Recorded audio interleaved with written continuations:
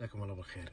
يا جماعة أنا أتوقع أغلبنا عندنا مشكلة في الصرف، يعني ما عندنا موازنة، نبدل الأشياء الضرورية ونخلي الثانوية بعدين. لا، يعني مثلا أنتم تروحون تعشون ب500 وبيتكم نص تنباتها طافية، عرفت؟ أو مثلا واحد يروح يشتري شوز ب1008 وسخانته تخر لها 3 شهور.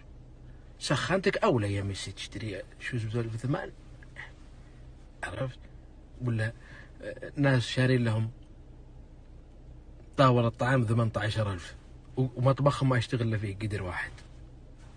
يعني ما في موازنة نهائيا، عرفت؟ واحد يشتري جوال جديد وضرسه ملتهب، لا 6 شهور ياكل على الجهة اليسار. ضرسك أولى، ضرسك أولى.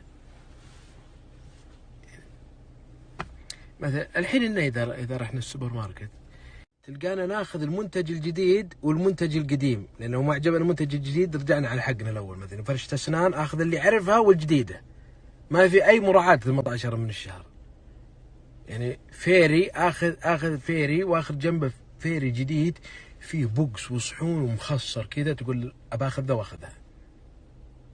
يعني الحين إن نروح نص ساعة 3 عربيات، الثنتين ما لها سنة تخلص في أسبوع كله في شافيش وخرابيط، ونص واحدة اللي فيها معلبات وفيها لكن حق المطبخ. شوي الأجنبي يقعد له 3 ساعات سلة واحدة يناظر، وده يسأل أكثر. يعني تقول عنده اختبار على الكاشير. إن لا، إن نبدل اللي ما نبيه قبل اللي نبيه. يقول والله ماني مخلي شيء في خاطري. خل خاطرك ينفعك من زين ذا الخاطر، خليه يجيب لك خارج دوام. من اللي طفر نص الشهر قال يا أخي الحياة أصبحت لا تطاق. لا تطاق؟ أنت من نزل الراتب وأنت عايش عيشة روبرت دينيرو، توك تفطن الحين يوم طفرت. إنه بس لو نبدل الثانويات بالضروريات كان يا سلام. هذا ضروري ينشرع، وهذا ضروري يسوى ويصلح، وهذا ثانوي اللي جا وقته ولا بكيفه يعني.